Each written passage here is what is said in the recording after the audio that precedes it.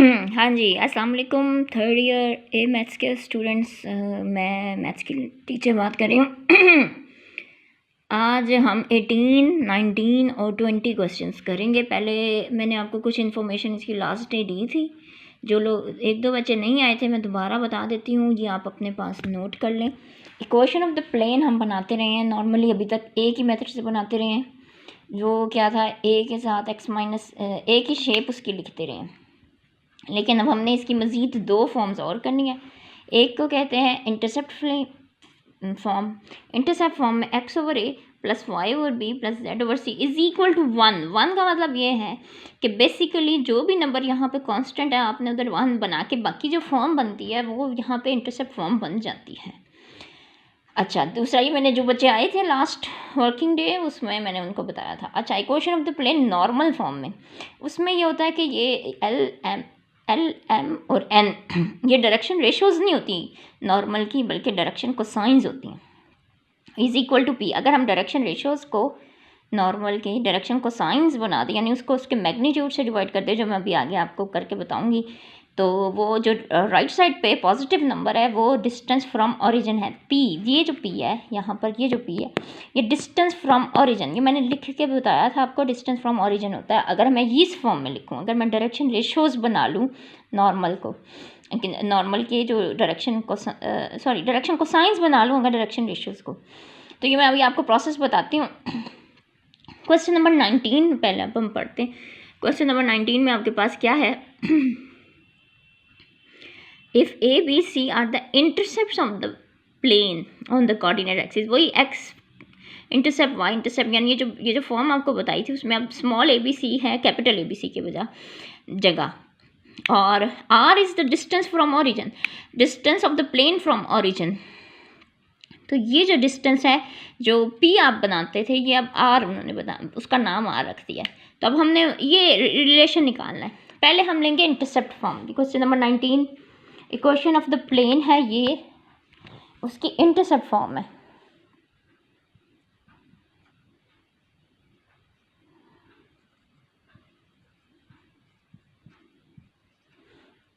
Intercept form में ये आप लिख लेना ऊपर, equation of the plane intercept form. अब इसमें इंटरसेप्ट उन्होंने a small b small c दिए हुए, इसके ऊपर नीचे जो वर्डिंग है वो आप लिख लेना थोड़ी बहुत।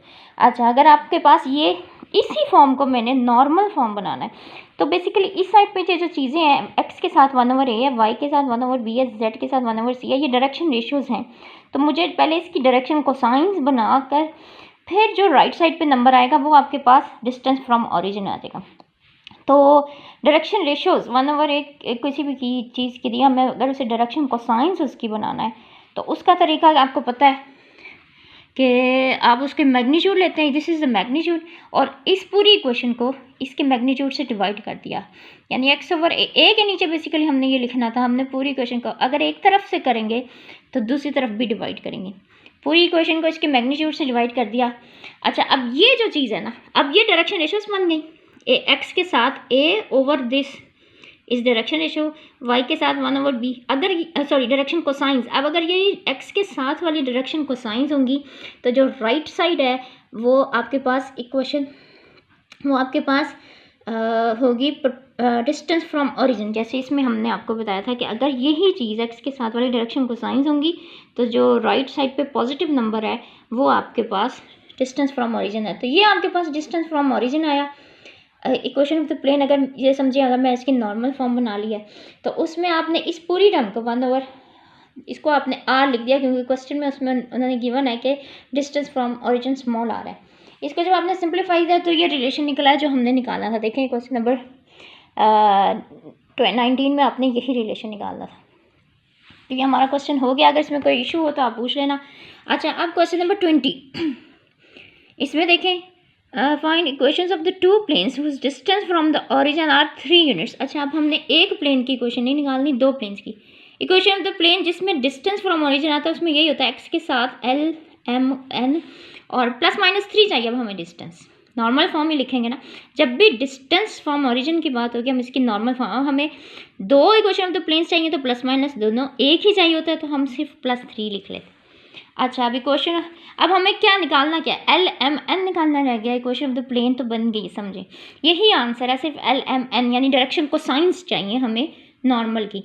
उसके लिए उन्होंने कहा हुआ है which are perpendicular to the line, यानी ये लाइन ए बी परपेंडिकुलर है इस प्लेन के, मीन्स ये नॉर्मल है।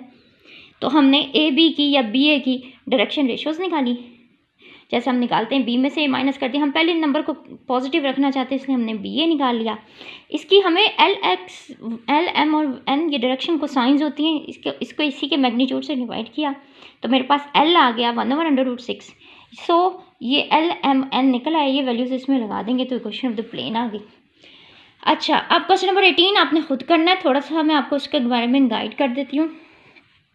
इसमें यह है show that these lines intersect, ये बिल्कुल वही क्वेश्चन है जो आप हमेशा पिछले एक्सरसाइज में भी किया है, कल भी हमने बताया था एस और टी निकालना है, पता चल जाएगा लाइन्स इंटरसेक्ट करती हैं या नहीं।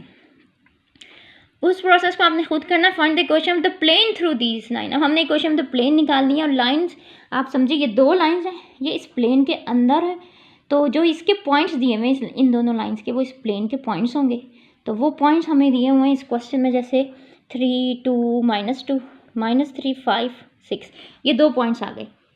इक्वेशन ऑफ द प्लेन हमने निकालनी सीखी थी जिसमें हमें 2 या 3 पॉइंट्स गिवन थे, a x-3, ये मैंने ये वाला पॉइंट यूज़ किया, y-2 + c z+2 = 0। Equation of the plane इससे निकालनी है। अब इसमें एक दफ़ा पहली इक्वेशन निकलेगी x की वैल्यू -3, ये दूसरा पॉइंट इसमें पुट करके एक इक्वेशन आपने निकालनी है, a b c हो गया जिसमें a b और c, और दूसरी इक्वेशन हमें एक जो है कि ये जो लाइन है ये दोनों लाइंस की जो डायरेक्शन रेशियोज़ हैं वो नॉर्मल के डायरेक्शन रेशियोज़ के परपेंडिकुलर होंगी, तो आपने इनकी प्रोडक्ट का सम डायरेक्शन रेशियोज़ के साथ, अब जैसे पहली लाइन की डायरेक्शन रेशियो है 2 1 और -1, तो आपने लेना है 2